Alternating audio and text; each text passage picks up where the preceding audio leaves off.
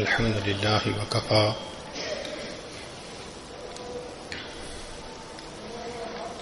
وسلام على عباده الذين اصطفى أما بعد أعوذ بالله من الشيطان الرجيم بسم الله الرحمن الرحيم إن الدين عند الله الإسلام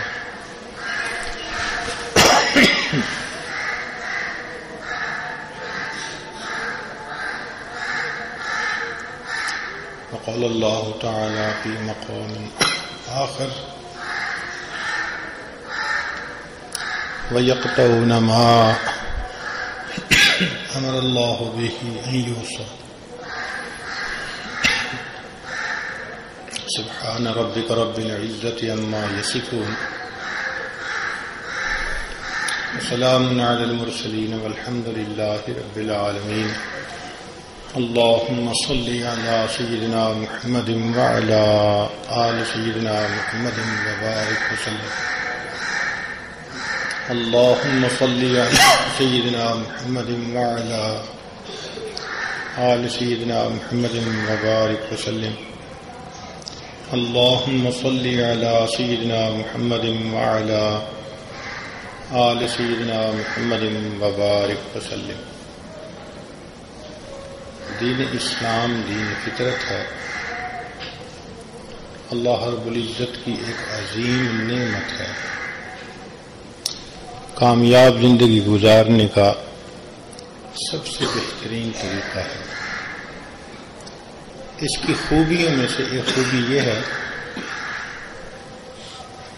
کہ اس نے آپس میں انسانوں کا مل جل کر رہنا اس کا حکم فرمایا. دائرہ شریعت کے اندر رہتے ہوئے آپس میں الفتیں محبتیں قائم کرنے کا حکم دیا گیا، اس لیے کہ انسان احساسات اور جذبات کا حامل ہے. تو جب محبتوں سے رہیں گے تو ایک دوسرے کے دل کو خوشیاں دیں گے. جب نفرتیں ہوں گی، عداوتیں ہوں گی، تو پھر ایک دوسرے سے فاصلے ہوں گے. تو دین اسلام نے جس طرح ایک بندے کو اللہ سے قریب کیا، اسی طرح اس کو اللہ کے دوسرے بندوں سے بھی قریب کیا. تو بندے کا یہ تعلق دو طرفہ ہے. ایک تعلق اس کا مخلوق کے ساتھ، بالخصوص جو اس کے اعزاء اور اقارب ہیں، ماں باپ، بہن بھائی، میاں بیوی، یہ رشتے ناطے قریب کے، ان میں بھی شریعت نے حکم دیا کہ ایک دوسرے سے محبت و پیار کے ساتھ رہیں. اور دوسرا انداز بندے کا اللہ کے ساتھ تعلق کا ہے، تو انسان اللہ سے بھی تعلق بنا کے رکھے. اب دونوں میں سے کسی ایک میں کوتاہی کرے گا تو یہ ناقص انسان ہوگا. صحت مند انسان اس کو کہتے ہیں جس کا پورا جسم صحت مند ہو، اور اگر فالج زدہ ہو تو اس کو صحت مند نہیں کہتے. ایک انسان مخلوق کے ساتھ تو رشتہ بہت اچھا جوڑ لیتا ہے، سب کو خوش رکھتا ہے، اور اللہ رب العزت کی نافرمانی کرتا ہے، یہ بھی فالج زدہ دنیا دار انسان. اور ایک انسان ایسا دیندار بنتا ہے کہ اللہ کی عبادت تو بھرپور کرتا ہے، رشتے ناتوں کو توڑ دیتا ہے، یہ بھی فالج زدہ انسان. نہ اللہ کو یہ پسند، نہ اللہ کو وہ پسند. اللہ رب العزت اس کو پسند کرتے ہیں کہ جو دونوں کا توازن برقرار رکھے. دین اسلام کی ایک خوبی الفتیں محبتیں قائم کرنا. اس کی مثال یوں سمجھیں کہ اگر انسان کے جسم کو دیکھیں تو مختلف اعضاء کا مجموعہ ہے. ہر عضو اپنی صفت رکھتا ہے. اور اپنی صفت کے اعتبار سے وہ دوسرے سے بالکل مختلف ہے، بلکہ ایک دوسرے کی ضد ہے۔ جیسے آنکھ بینا ہے، باقی پورا جسم نابینا ہے، زبان بولتی ہے، باقی پورا جسم گونگا ہے، کان سنتے ہیں، باقی پورا جسم بہرا ہے۔ تو اعضاء اپنی صفات کے اعتبار سے ایک دوسرے کی ضد ہیں۔ یوں کہہ سکتے ہیں کہ اللہ رب العزت نے انسان کو ضدین کا مجموعہ بنایا ہے، مگر ان میں اللہ تعالی نے ایک ایسی چیز کو ڈالا جو سب کو ایک بنا دیتی ہے، اور اس کا نام ہے روح۔ جب تک انسان کے جسم میں روح باقی ہے، سب اعضاء ایک بن کر کام کر رہے ہیں۔ زندہ آدمی کے ہاتھ پر چوٹ لگے، پاؤں کبھی ڈاکٹر کے پاس چل کے جانے سے انکار نہیں کرتے۔ چوٹ ہاتھ پہ لگتی ہے، آنسو انسان کی آنکھ میں سے آتا ہے۔ بھئی آنکھ کو تو کوئی تکلیف نہیں ہوئی، نہیں، کیونکہ یہ سب جسم کے اعضاء ایک ہیں، لہذا ایک کی خوشی سب کی خوشی، ایک کا غم سب کا غم۔ پیٹ میں درد ہو تو کبھی پاؤں نے کہا کہ جی اٹس ناٹ مائی بزنس، میرا مسئلہ نہیں ہے، پیٹ جانے اس کا کام جانے۔ رات کو نیند نہیں آئے گی، آنکھیں جاگ رہی ہیں، پورا جسم بے قرار ہے۔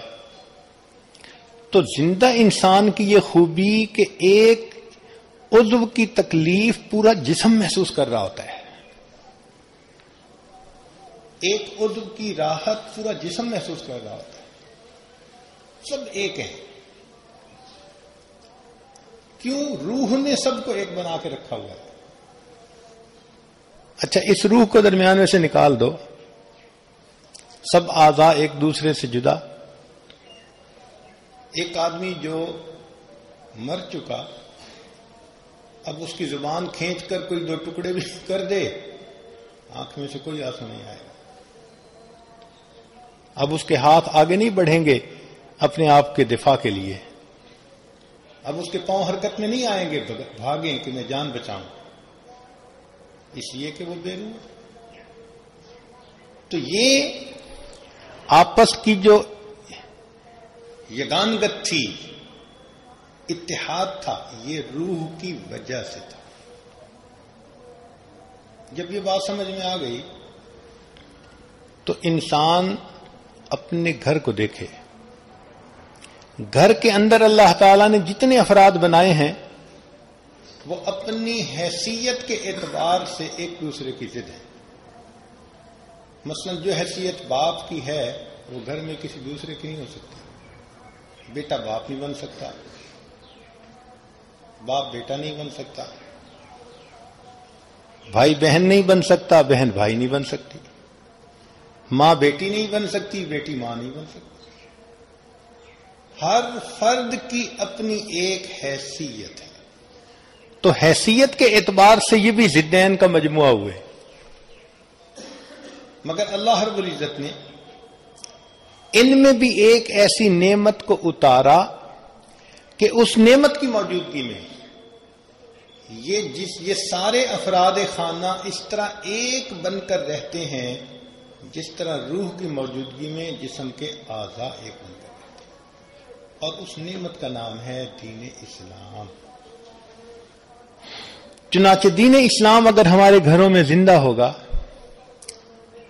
تو یہ ایسا جسم جس کے اندر روح موجود ہے، ایک بندے کا احساس سارے گھر والے کریں گے، ایک کی خوشی سب کی خوشی، ایک کا غم سب کا غم، سب ایک بن کر رہیں گے، آپس میں محبتیں ہوں گی، الفتیں ہوں گی۔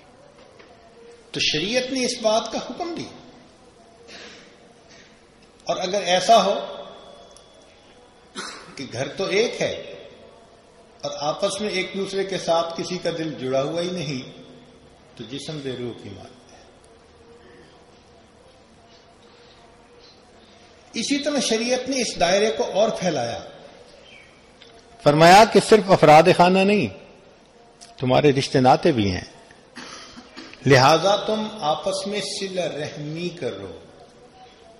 جو تمہارے رشتہ دار ہیں، خون کے رشتے ہیں، ان کو جوڑ کے رکھو. چنانچہ صلہ رحمی کو شریعت نے پسند کیا، اور جو ان رشتے ناتوں کو کاٹے شریعت نے اس کو ناپسند کرا دیا. گناہ کبیرہ بتلا دیا اس کو. تو انسان کی قدر و قیمت ہے ہی اسی لیے کہ وہ ایک دوسرے کا احساس کرتا ہے. احساس کرنا چھوڑ دے تو قدر و قیمت ہی ختم ہو جائے. دیکھیں، آپ کسی روبوٹ کو کہیں کہ مجھے پانی پلاؤ، اور وہ روبوٹ کی مشین آپ کو پانی کا پیالہ پیش کر دے، تو اس کو نیکی مل جائے گی؟ نیکی نہیں ملے گی، اس لیے کہ وہ احساس سے آ رہی ہے. اور انسان آپ کو پانی کا پیالہ پلائے، نیکی پائے گا. کیوں؟ اس کے اندر ہمدردی اور محبت کے جذبات موجود ہیں. چنانچہ ایک انگریز سائنسدان تھا، اس نے ایک فکشن لکھا. فکشن کہتے ہیں ایک خیالی مضمون لکھا، اور خود ہی اس نے ایک سوال کیا اور خود ہی اس کا جواب دیا. ہم نے اپنے زمانے طالب علمی میں اس کو پڑھا تھا، لیکن مضمون کے مناسب ہونے کی وجہ سے وہ اب آپ کے سامنے میں سنا دیتا ہوں. اس نے کہا کہ سائنس کی ترقی بہت ہو جائے گی، اتنی کہ ایک روبوٹ سائنسدان بنائے گا جو انسان سے ہر طرح سے بہتر ہوگا. مثال کے طور پر انسان صبح دن میں دیکھتا ہے، اندھیرے میں نہیں دیکھتا. وہ روبوٹ دن میں بھی دیکھے گا، رات میں بھی دیکھے گا. انسان چند 100 گز کے بعد کسی چیز کو باریکی سے نہیں دیکھ سکتا. روبوٹ کے اندر ایسی دوربین فٹ ہوگی کہ ہزاروں میل کے فاصلے پر بھی وہ اس چیز کو قریب سے دیکھنے کی صلاحیت رکھتا ہوگا. انسان جن چیزوں کو سونگھتا ہے تو اس کا دائرہ بہت محدود ہے، اور اس روبوٹ کا دائرہ بہت وسیع ہوگا. مثال کے طور پر ہم نے ایک عجائب گھر میں ایک چھوٹا سا پتنگا دیکھا. لکھا ہوا تھا کہ یہ پتنگا اتنا حساس ہے کہ اپنی مادہ کی موجودگی کو 10 میل کے فاصلے سے محسوس کر لیتا ہے. اب اس کے اندر یہ حس کتنی زیادہ ہے، انسان سے بہتر ہے. ہمارے تو دیوار کے پیچھے کوئی بندہ بیٹھا ہو ہمیں پتہ نہیں چلتا، اور جب بندہ بیوی سے ناراض ہو تو آنکھوں کے سامنے بیٹھی ہو تو نظر نہیں آتی.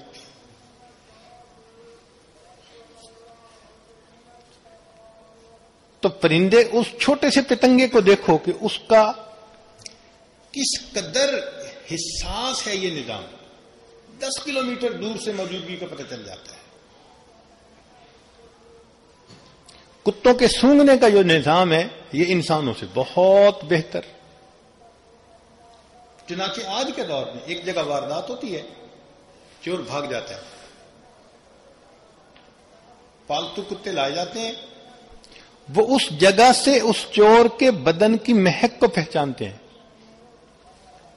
اور پھر وہ بھاگنا شروع کرتے ہیں، اور میلوں دور جہاں کہیں وہ بندہ موجود ہو جا کر اس کو پکڑ لیتے ہیں.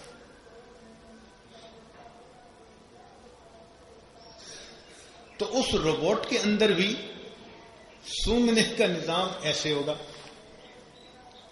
انسان کچھ چیزوں کو سنتا ہے، کچھ آوازوں کو نہیں سنتا. پرندے، یہ دوسرے جانور بہت تھوڑی آوازوں کو سن لیتے ہیں، دور سے سن لیتے ہیں. اس روبوٹ کے اندر بھی یہی خوبی ہوگی. پھر انسان کو دیکھو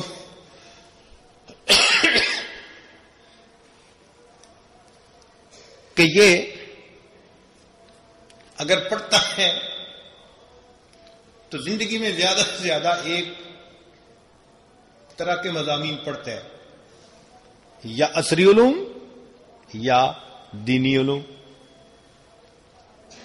اور جو عصری علوم پڑھتے ہیں وہ بھی ایک چیز، یا انجینئر بن سکتا ہے یا ڈاکٹر بن سکتا ہے.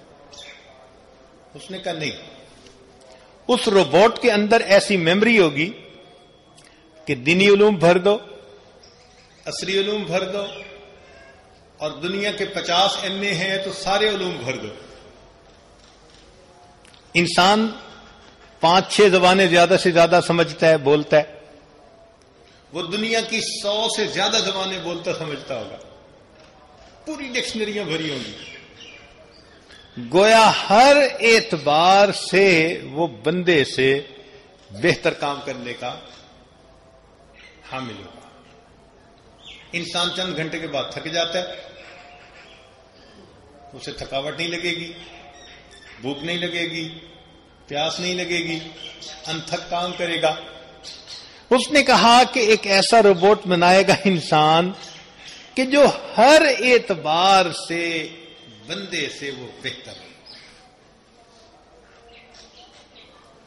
پھر یہ ساری تفصیل لکھنے کے بعد کہنے لگا کہ قیامت کا دن ہوگا اور وہ بندہ اللہ تعالیٰ کے حضور پیش کرے گا کہ اللہ آپ نے بھی انسان بنایا اور میں نے بھی شاہکار بنایا، تو میرا شاہکار تو اچھا. تو اللہ تعالیٰ فرمائیں گے ذرا اپنا شاہکار دکھاؤ. تو وہ 2-3 روبوٹ کھڑے کر دے گا. اچھا بھائی چلا کے دکھاؤ. تو وہ بٹن آن کرے گا تو وہ دوڑنا، بھاگنا، چلنا، پھرنا، بولنا شروع کر دیں گے. اب اللہ تعالیٰ اپنی قدرت سے ان میں سے ایک روبوٹ کے اندر کوئی ایسی خرابی پیدا کریں گے کہ اس کا ایک پرزا ٹھک کر کے ٹوٹے گا، آواز آئے گی اور وہ روبوٹ چلنا بند ہو جائے گا. باقی 2 روبوٹ چلتے پھریں گے. اللہ تعالیٰ فرمائیں گے میرے بندے دیکھ لیا نا؟ کہے گا یا اللہ دیکھ لیا کہ ایک میں خرابی ہو گئی، باقی چل رہے ہیں. اللہ فرمائیں گے اچھا میرے شاہکار کو بھی دیکھو. اللہ تعالیٰ 3 بندوں کو کھڑا کریں گے اور ان میں سے ایک کے پیٹ میں درد پیدا کر دیں گے. جیسی اس کے پیٹ میں درد ہوگا نا تو دوسرا بندہ آئے گا، وہ پوچھنا شروع کر دے گا میں آپ کو کوئی دوائی دوں، میں آپ کو کوئی کھانے کو لا دوں. درد ایک کے ہو رہی ہوگی اور آنسو دوسرے کے آ رہے ہوں گے. اللہ فرمائیں گے بتاؤ بھائی جو کچھ تو نے بنایا وہ اتنا بے حس کہ ایک کے ٹوٹنے کا دوسرے کو احساس نہیں، اور جب بندہ میں نے بنایا احساس اور جذبات رکھنے والا، محبتیں رکھنے والا بندہ، تو اس وقت وہ بندہ اللہ کے حضور سجدہ کرے گا اللہ واقعی تیری تخلیق کا کوئی مقابلہ کر نہیں سکتا. تو ہے تو یہ اس کا ایک تخیلاتی مضمون، لیکن کم از کم اتنا مضمون ضرور واضح ہوتا ہے کہ انسان کی مشین پر فضیلت ہی یہی کہ انسان الفتیں محبتیں دھڑکتا ہوا دل رکھتا ہے. اگر وہ محبتیں ختم ہو گئیں تو پھر اس میں اور مشین میں کیا فرق ہے؟ اس لیے دین اسلام نے الفتیں، محبتیں، پیار اس کو قائم کرنے کا حکم دیا. اس کو صلہ رحمی کہتے ہیں کہ جہاں خون کے رشتے ہوں، ناطے ہوں، اس کا خیال رکھا جائے، ایک دوسرے کے ساتھ محبت و پیار سے آ جائے. ہاں یہ بات ضرور ہے کہ یہ محبتیں دائرہ شریعت کے اندر ہونی چاہیے. یہ نہیں ہو سکتا کہ جی مجھے گناہ کرنے دو ورنہ میں ناراض ہو جاؤں گا. شریعت کہتی ہے لا طاعت لمخلوق فی معصیت الخالق. جب کسی نے بھی تمہیں اللہ کی نافرمانی کے لیے کہا اب وہ اپنا مقام کھو بیٹھا. ماں باپ ہی کہیں نماز مت پڑھو، یہ بات نہیں مانی جا سکتی. ماں باپ کہیں رشوت لے کے آؤ، حرام لے کے آؤ، یہ بات نہیں مانی جا سکتی. تو دائرہ شریعت کے اندر رہتے ہوئے ہم آپس میں محبتوں کے ساتھ، پیار کے ساتھ رہنے کی کوشش کریں. شریعت نے اس بات کا حکم دیا.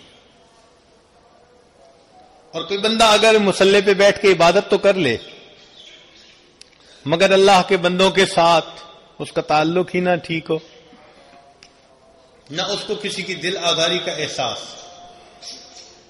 نہ ماں باپ کا، نہ پیر استاد کا، نہ پڑوسی کا، نہ رشتہ داری کا، تو شریعت کہتی ہے کہ یہ بندہ دوسروں کو تکلیف پہنچانے کی وجہ سے پہلے جہنم میں ڈالا جائے.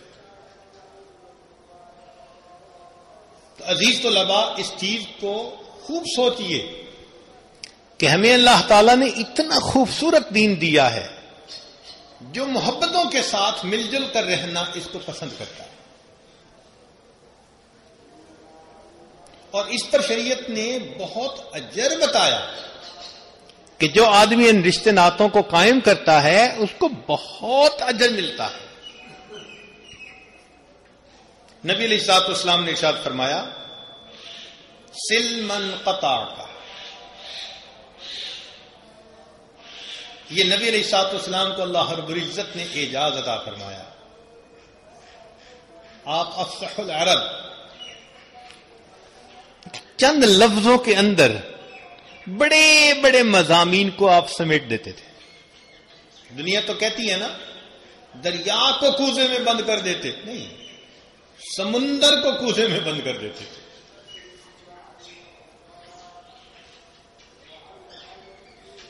اب دیکھیے، دو لفظوں میں بات سمیٹنے والی بات ہوئی نا. سل من قطعک، جو تجھ سے توڑے تو اس سے جوڑ، جڑ اس سے جو تجھ سے توڑے. اب یہ کیا خوبصورت تعلیم ہے. ایک آدمی ہم سے دور ہونا چاہتا ہے، جدا ہونا چاہتا ہے،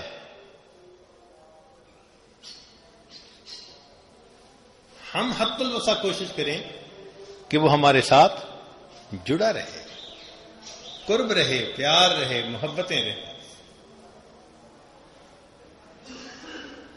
اس لیے کہ مل جل کر جب رہتے ہیں تو ایک دوسرے کے ساتھ رنجشوں کا ہو جانا فطری چیز ہے. تو شریعت نے کہا کہ اگر ایسا ہو جائے تو تم دوسرے سے ایکسکیوز کر لو، معذرت کر لو، معافی مانگ لو، اور دوسرے کو کہا کہ تم بھائی اس کو جلدی معاف کر دو. کیا ماہر ایکسیڈنٹ جو گاڑیاں چلا رہے ہوتے ہیں ان سے ایکسیڈنٹ نہیں ہو جاتے؟ یہ بھی ایکسپیرینسڈ ہے، 20 سال سے گاڑی چلا رہا ہے، یہ بندہ بھی 18 سال سے گاڑی چلا رہا ہے، پھر ایکسیڈنٹ ہو گیا. اسی طرح دو اچھے انسانوں کا آپس میں ایک دوسرے کے ساتھ رنجش ہو جانا یہ فطری چیز ہے کئی دفعہ. مگر شریعت کہتی ہے کہ اب اس رنجش کو رہنے نہ دو، اس کو دور کرو، احساس کرو. اور اگر بندہ بے حس ہو جائے اور اس کا احساس ہی نہ کرے، شریعت نے اس کو ناپسند کیا. چنانچہ فرمایا سل من قطعک واعف عمن ظلمک، جو تجھ پر ظلم کرے تو اس کو معاف کر دے. واحسن الی من اساء الیک، اور جو تجھ سے برا معاملہ کرے تو اس کے ساتھ اچھائی کا سلوک کرے. کیا خوبصورتی ہے، یہ عظمت ہے انسان کی. اب جس بندے میں یہ 3 خوبیاں آ جائیں، سوچیں کہ وہ گھر کا بہترین فرد ہوگا، معاشرے میں بہترین انسان ہوگا، وہ اللہ رب العزت کا یقیناً ایک اچھا بندہ ہوگا. تو شریعت نے رشتے ناطے جوڑنے کا حکم دیا ہے. آج تو خون اتنے سفید ہوتے جا رہے ہیں نا، بھائی بھائی کا ایک احساس نہیں ہوتا. اور یہ قرب قیامت کی علامت ہے. حدیث پاک میں آتا ہے کہ قرب قیامت کی علامات میں سے یہ ہے کہ ایک دوسرے کی رشتہ داری کا احساس ختم ہو جائے.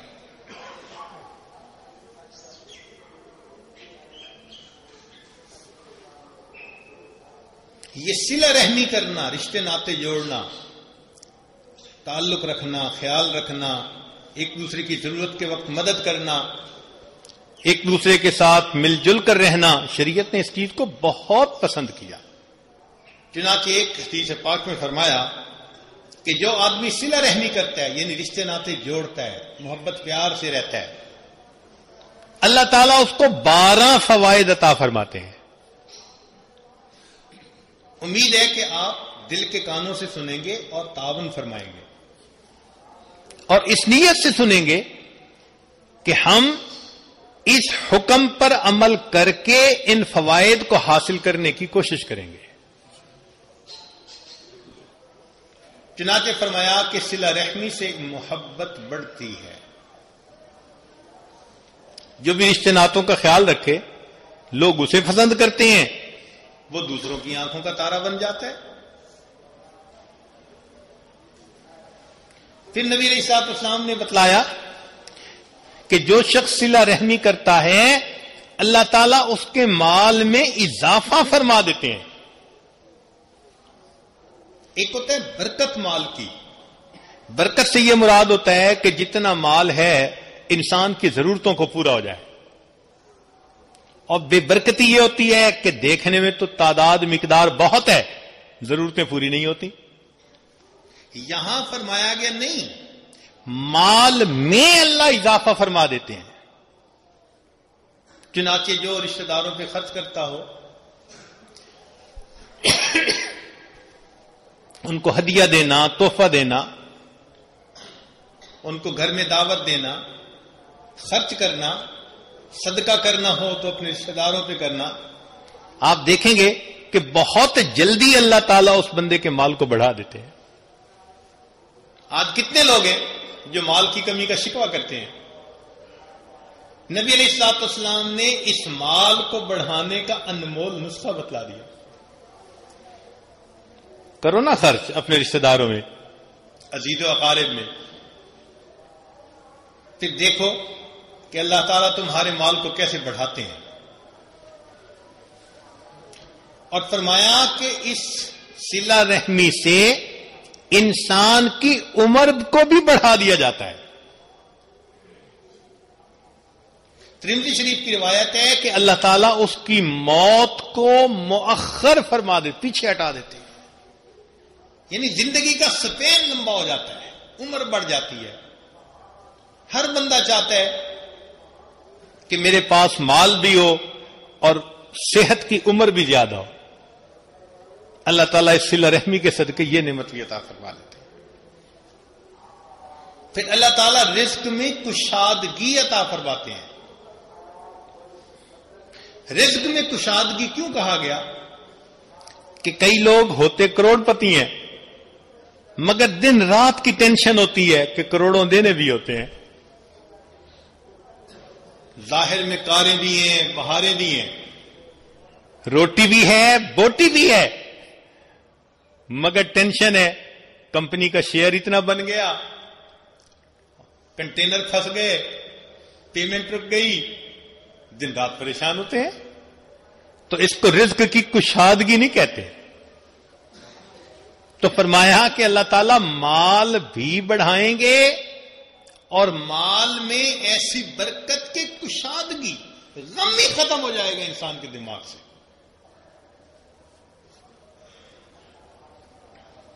کتنا بڑا فائدہ ہے. صلہ رحمی کرنے کا ایک اور فائدہ کہ اللہ تعالیٰ انسان کو بری موت سے نجات عطا فرما دیتے ہیں. یہ اکیلا فائدہ اتنا اچھا تھا کہ اگر اسی کا پتہ چل جاتا تو ہم صلہ رحمی کرنے کے لیے اپنی کوششیں پوری لگا دیتے. آپ کو کوئی نسخہ بتائے کہ جی اس نسخے سے آخری وقت میں آپ کو اچھی موت آئے گی، آپ کہیں گے مجھے سونے کی ڈلی مل گئی. نبی علیہ الصلوۃ والسلام کے کتنے احسانات ہیں امت کے اوپر. کہ ایک انسان صلہ رحمی کرتا ہے، اللہ تعالیٰ اس صلہ رحمی کے عمل کی وجہ سے بری موت سے اس بندے کو نجات عطا فرما دیتے ہیں۔ ہر انسان کی تمنا ہوتی ہے کہ اللہ میرے زندگی کے آخری حصے کو زندگی کا بہترین حصہ بنا دے اور آخری وقت میں مجھے عزتوں کی موت نصیب ہو جائے۔ یہ نعمت اس صلہ رحمی کے عمل پر انسان کو مل جاتی ہے۔ کئی لوگوں کو دیکھا نا کہ آخری وقت میں ایسی موت آتی ہے، ہر کوئی لعنت ہی کر رہا ہوتا ہے، ہر کوئی کہتا ہے اچھا جان چھوٹ گئی۔ یہ بری موت ہوتی ہے۔ تو صلہ رحمی کی وجہ سے اللہ رب العزت انسان کو اچھی موت عطا فرما دیتا ہے۔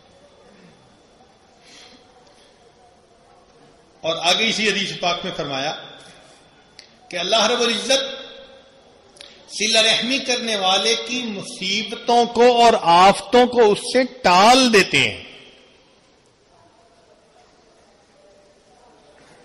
آپ نے کتنی بار یہ تجربہ کیا ہوگا کہ سائیکل موٹر پہ جا رہے ہیں، پیدل جا رہے ہیں، بس ایکسیڈنٹ ہوتے ہوتے بچا۔ وہ جو ایکسیڈنٹ ہوتے ہوتے بچا وہ ممکن ہے کہ کسی صلہ رحمی کے عمل کے صدقے اللہ نے ہمیں اس مصیبت سے ٹال دیا، ورنہ ہڈی ٹوٹتی، زخم ہوتے، چارپائی پہ پڑے رہتے، پریشانی کا شکار ہوتے۔ اللہ نے اس پریشانی، لوگ آ کے بتاتے ہیں نا جی بس بال بچا جی، وہ کون بچاتا ہے؟ وہ اللہ رب العزت بچاتا ہے۔ کیسے بچاتا ہے؟ ایسے عمل کی وجہ سے بچاتا ہے۔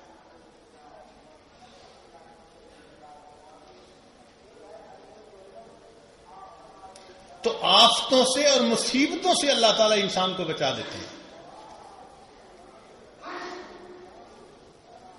ایک صاحب آئے، کہنے لگے جی مجھے فیصل آباد جانا تھا اور میں بہت کوشش کر رہا تھا کہ مجھے فلاں ویگن میں جگہ مل جائے اور مجھے جگہ نہیں مل رہی تھی اور میں غصے ہو رہا تھا، مجھے جانا ہے۔ ٹکٹ کاٹنے والے نے دوسرے کھڑے ہوئے بندے کو ٹکٹ دے دی۔ بہت افسوس مجھے، کہنے لگا جب آدھے گھنٹے کے بعد ہماری گاڑی گئی تو پتہ چلا کہ راستے میں اس ویگن کا ایکسیڈنٹ ہوا اور 10 بندے موقع کے اوپر موت کا منہ میں چلے گئے۔ کہنے لگے میں نے اللہ کا شکر ادا کیا کہ اللہ تیرا احسان کہ مجھے اس ویگن کے اندر ٹکٹ نہیں ملی۔ تو یہ جو مصیبتوں سے انسان آفتوں سے بچتا ہے، یہ ایسے نیک اعمال کی برکت ہوا کرتی ہے۔ تو نبی علیہ الصلوۃ والسلام نے ارشاد فرمایا کہ جو بندہ رشتے ناطے جوڑتا ہے، صلہ رحمی کرتا ہے، اللہ تعالیٰ اس کی مصیبتوں کو اور آفتوں کو ٹال دیتے ہیں۔ ایک فائدہ یہ بھی بتایا کہ جو شخص صلہ رحمی کرنے والا ہو تو اللہ رب العزت اس نیک عمل کی برکت سے اس کے کیے ہوئے گناہوں کو اللہ تعالیٰ معاف فرما دیتے ہیں۔ تو بڑے بڑے گناہوں کی بخشش کا ذریعہ فرمایا ان الحسنات یذہبن السیئات، نیکیاں گناہوں کو مٹا دیتی ہیں۔ تو اگر یہ نیکی انسان کرے تو کتنے گناہوں کی بخشش کا ذریعہ۔ پھر فرمایا کہ اللہ رب العزت اس بندے کی نیکیوں کو قبول فرما لیتے۔ اب دیکھیں، انسان نیکی تو کرتا ہے، اس معیار کی تو نہیں کر سکتا نا جو اللہ کی شان کے مطابق ہو۔ تو کوالٹی اچھی نہ ہونے کی وجہ سے ممکن ہے کہ وہ رد ہو جائے۔ آپ نہیں ایسا کرتے؟ جاتے ہیں دکاندار کے پاس، بھائی مجھے سیب دے دیں، وہ سیب دینے کے بعد پوچھتا ہے کہ جی کیلے بھی لے لیں، آپ ایسے ایک نظر کیلے پہ ڈالتے ہیں اور دیکھتے ہیں کہ اتنے اچھے نہیں، سائز میں بھی اور گلے سے لگ رہے ہیں، کہتے ہیں مجھے نہیں چاہیے. ایک نظر ڈال کے آپ نے کہہ دیا مجھے نہیں چاہیے. کیوں؟ پسند نہیں تھے. تو ممکن ہے کہ ہماری بے ذوق سجدے، بے سرور نمازیں، یہ ہمارے ریا سے بھرے اعمال قیامت کے دن اللہ تعالیٰ بھی ایک نظر ڈالیں اور کہیں مجھے ایسے اعمال کی ضرورت ہی نہیں. پھر کیا بنے گا ہمارا؟ تو گناہوں کی ندامت الگ چیز ہے اور کی ہوئی غیر معیاری نیکیوں کے قبول ہونے کا غم الگ چیز ہے. فرمایا کہ صلہ رحمی کے صدقے اللہ تعالیٰ انسان کی نیکیوں کو بھی قبول فرما لیتے ہیں.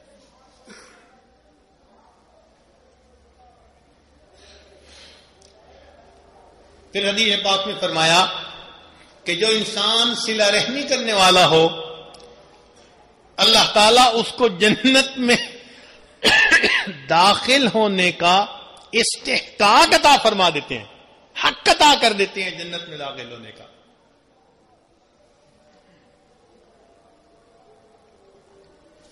اور پھر دو باتیں اور فرمائی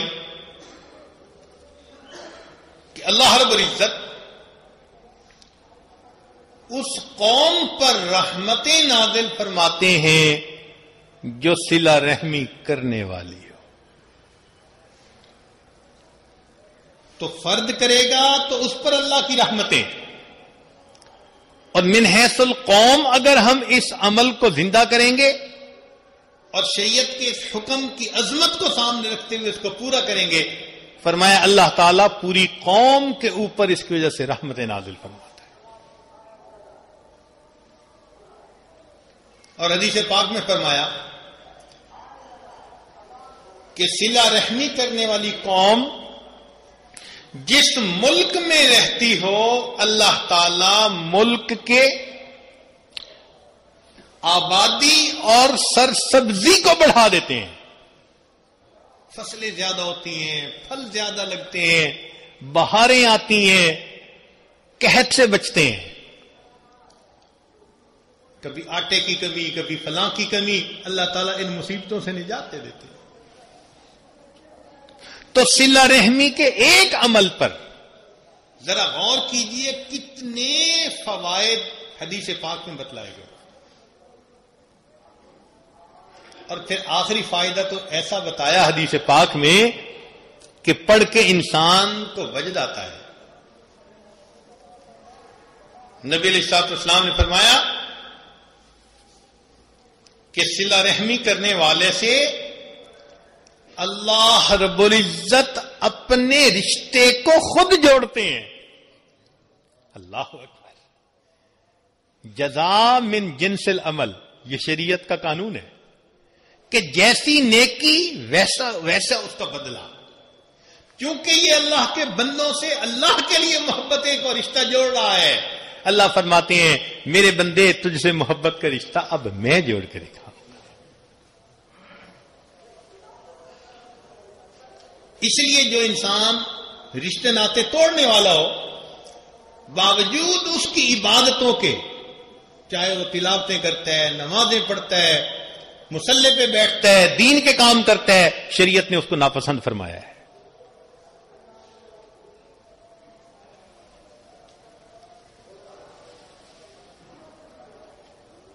چنانچہ فرمایا 4 گناہ ایسے ہیں کہ جن گناہوں کی سزا آخرت میں تو ملے گی ہی صحیح، اللہ تعالیٰ مرنے سے پہلے دنیا میں بھی عطا فرماتے ہیں. یعنی کچھ گناہ تو ایسے ہیں نا کہ چلو جی مریں گے تو جہنم میں جائیں گے، وہاں جا کے سزا ملے گی. تو میں نہیں، یہ 4 گناہ ایسے ہیں ان گناہوں کو کرو گے تو دنیا میں بھی تمہیں اس کی سزا دے گی. ان میں سے فرمایا کہ ایک متکبر انسان، جو انسان دنیا میں بڑا بول بولے، تکبر کرے، میں فرمایا کہ اس متکبر انسان کو مرنے سے پہلے دنیا میں بھی میں ذلیل کر کے دکھاؤں گا. آپ دیکھیں دنیا میں کتنے بڑے بڑے فرائض آئے، اللہ نے پھر ان کا انجام کیا کیا؟ سب کو دنیا میں ذلیل کر کے دکھایا. اس لیے بڑے بول سے انسان بچے، عجب سے، تکبر سے بچے. بڑائی صرف اللہ رب العزت کو سجتی ہے، بندے کو بندگی سجتی ہے. ہم اللہ رب العزت کے در پر جھکیں، عاجزی اختیار کریں. کوئی بڑا بول نہ بولے، اس لیے کہ بڑا بول بولنے پر کئی مرتبہ دنیا میں نقد سزا دے دی جاتی ہے.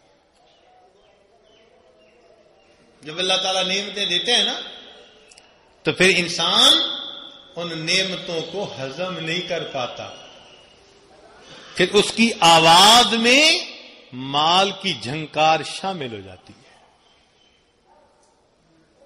تو اگر تکبر کرے گا تو فرمایا کہ جو پروردگار دینا جانتا ہے وہ پروردگار لینا بھی جانتا ہے. دنیا میں ہم اس تکبر کی سزا دے کر دکھائیں گے. اور دوسرا فرمایا کہ جو بندہ اپنے ماں باپ کی نافرمانی کرے،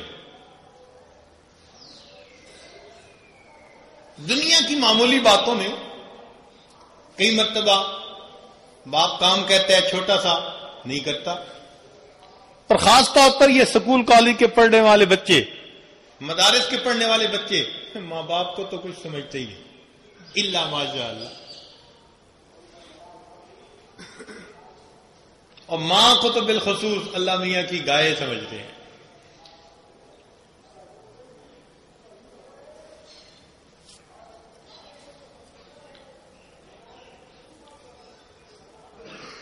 تو شریعت نے کہا کہ نہیں، نافرمانی کرو گے ہم تمہیں دنیا میں سزا دیں گے. ہمارے ایک دوست ڈاکٹر ہیں ملتان میں، کہنے لگے کہ میرے پاس ایک دیہاتی نوجوان آیا، کٹا کٹا، ایک ایسی بیماری میں مبتلا کہ زور زور سے روتا چیختا تھا اور کہتا تھا کہ نہ میرا گلا دباؤ، نہ میرا گلا دباؤ. تو بیماری میں اس کو یوں محسوس ہوتا تھا جیسے اس کا گلا دبایا جا رہا ہے. کہنے لگا میں نے اس کا علاج کیا اور مجھے بڑا افسوس، میری آنکھوں میں آنسو آ گئے اس کو دیکھ کے. تو اس کے باپ نے کہا کہ تم اس کو دیکھ کے رو رہے ہو، یہ اس کا اپنا عمل اس کی آنکھوں کے سامنے آ رہا ہے. میں نے پوچھا کون سا؟ کہنے لگا شادی ہوئی، پسند کی شادی کی. اس کی بیوی ہمارے یعنی ماں باپ کے ساتھ مل کر رہنا پسند نہیں کرتی تھی، تو شادی ہوتے ہی یہ بیوی کو لے کے ایک طرف ہو گیا. بیوی نے کہا ماں باپ سے بولنا چھوڑ دو، بولنا چھوڑ دیا. تو میری بیوی کبھی کبھی کہتی بیٹا میں ماں ہوں، مل لیا کرو. تو یہ جواب میں بوڑھی ماں کو کہتا تھا بات نہ کر، میں تیرا گلا دبا دوں گا. یہ ماں کو کہتا تھا.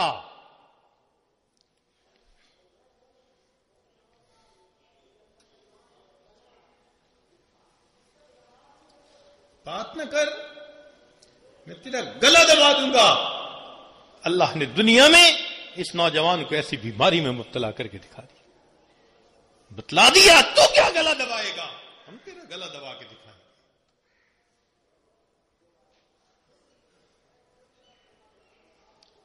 تکبر کی سزا دنیا میں، ماں باپ کی ایسی نافرمانی کی سزا دنیا میں. فرمایا بغاوت کی سزا، بیٹا ماں باپ سے باغی، شاگرد استاد سے باغی،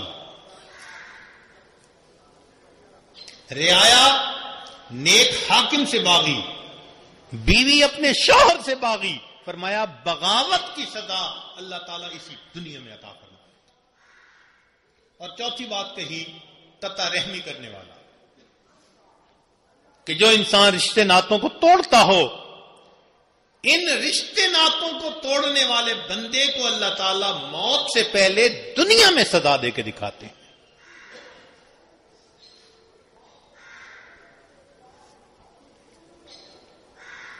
ایک حدیث پاک میں آتا ہے کہ قاطع رحم، رشتے ناتوں کو توڑنے والا، اللہ رب العزت اس کو جنت کے اندر قیامت کے دن گھسنے کا موقع ہی نہیں عطا فرمائے. ایک حدیث پاک میں آتا ہے کہ اللہ رب العزت شب قدر میں بڑے بڑے گناہگاروں کی بخشش فرما دیتے ہیں، لیکن چند گناہگاروں کی لیلۃ القدر میں بھی بخشش نہیں فرماتے. فرمایا ان میں سے ایک وہ جو رشتے ناتوں کو توڑنے والا ہو، اللہ لیلۃ القدر میں بھی اس کی بخشش نہیں فرماتے. سوچنے کی بات ہے کہ جس رات میں اللہ کی رحمتیں چھم چھم برس رہی ہوتی ہیں، سینکڑوں سال کے گناہوں کے کرنے والے، ان کے بھی گناہوں کو معاف کر دیا جاتا ہے. شب قدر میں قطع رحمی کرنے والے کی اللہ تعالیٰ قیامت کے دن کی بخشش نہیں.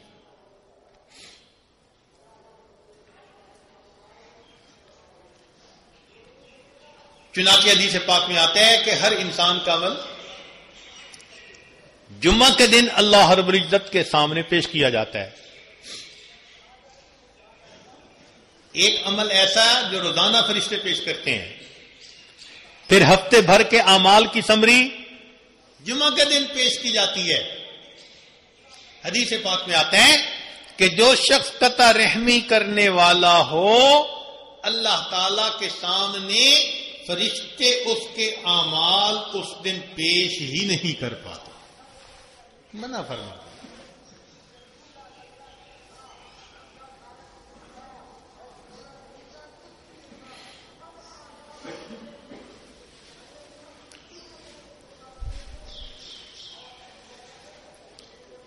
حدیث پاک میں آتا ہے نبی علیہ الصلوۃ والسلام تشریف فرما تھے. آپ نے فرمایا جو رشتے ناتوں کو توڑنے والا ہو وہ ہماری مجلس میں مت بیٹھے. توجہ سے سنیے، جو رشتے ناتوں کو توڑنے والا ہو وہ ہماری مجلس میں مت بیٹھے. ایک نوجوان اٹھا، اپنے گھر گیا. وہ اپنی خالہ سے نہیں بولتا تھا کسی بنا پر، اس کی دل آزاری کر بیٹھا تھا. اس نے جا کے اپنی خالہ سے معافی مانگ لی اور پھر واپس مجلس میں آیا. نبی علیہ الصلوۃ والسلام نے اس کو واپس آتے ہوئے دیکھ کر فرمایا کہ میں نے یہ بات اس لیے کی تھی کہ جس مجلس میں قطع رحمی کرنے والا موجود ہوتا ہے، اللہ اہل مجلس کے اوپر رحمت نازل نہیں فرمایا کرتا. تو جس مجلس میں قاطع رحم ہو، اللہ اس مجلس پر رحمت روک لیتے ہیں. تو پھر سوچئے آج ہمارے عمل کیسے ہیں، ہماری زندگیوں میں برکتیں کیسی آئیں گی. ہم جو رزق کی تنگی کرتے شکوے کرتے ہیں، ہم جو مصیبتوں کے شکوے کرتے ہیں، بے برکتیوں کے شکوے کرتے ہیں، ہم جو دنیا کے اندر پریشانیوں میں گھرے ہونے کے شکوے کرتے ہیں، کہیں ایسا تو نہیں کہ اس کے پیچھے ہمارا قطع رحمی کرنے والا عمل موجود ہو. لہذا جو شریعت نے قریبی رشتے بنائے، ان تمام رشتہ داروں کے ساتھ دائرہ شریعت کے اندر رہتے ہوئے محبت پیار کا تعلق رکھنا، یہ ہماری ذمہ داری ہے. ہاں یہ فرق ہے کہ کسی کے ساتھ زیادہ محبت کا قرب کا تعلق رکھیں، کسی کے ساتھ سلام دعا رکھیں. اگر کسی سے طبیعت نہیں ملتی، فرض کرو فلاں میں غصہ زیادہ ہے، نہیں اس کے ساتھ طبیعت میل کھاتی، شریعت کہتی ہے ٹھیک ہے تم اس کے ساتھ ذرا اپنا تعلق کم رکھو، مگر سلام دعا خیر خیریت اتنا تعلق رکھو تاکہ تم قطع تعلق ہی کرنے والے نہ بنو. چنانچہ اگر کسی میں بول چال بند ہو گئی، شریعت کہتی ہے کہ 3 دن سے زیادہ اس کو بند رکھنا، یہ اس کو منع فرما دیا. تو میں غصہ تھوک دو، اب ایک دوسرے کو معاف کر دو.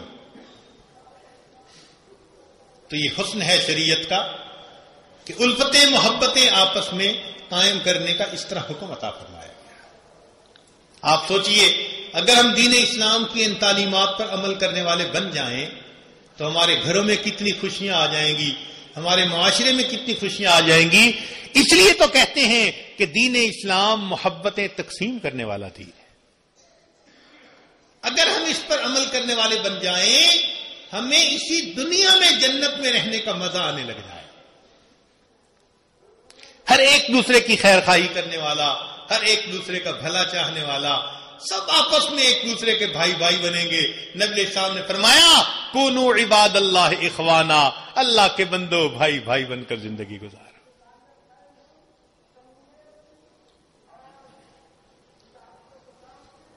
تو شریعت نے فرمایا صل من قطعک، جو تجھ سے توڑے تو اس سے جوڑ.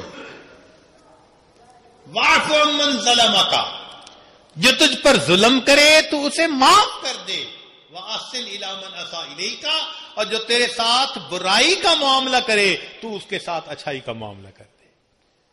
اس حدیث مبارکہ کو آج ہم سامنے رکھ کر اپنی زندگی کو دیکھیں اور جائزہ لیں کہ کیا ہمارے اندر یہ 3 خوبیاں موجود ہیں. اگر موجود ہیں اللہ کا شکر ادا کریں اور اس پر استقامت کی دعا مانگیں، اور اگر کوتاہی ہے جس کے چانسز زیادہ ہیں تو ہمیں پھر آج توبہ کرنی چاہیے. اور جن کے بارے میں ہمارے دلوں میں کینہ ہے اور وہ ایمان والے ہیں، ہم اس کینے کو ختم کر کے ان کے ساتھ الفتوں محبتوں کا تعلق رکھیں.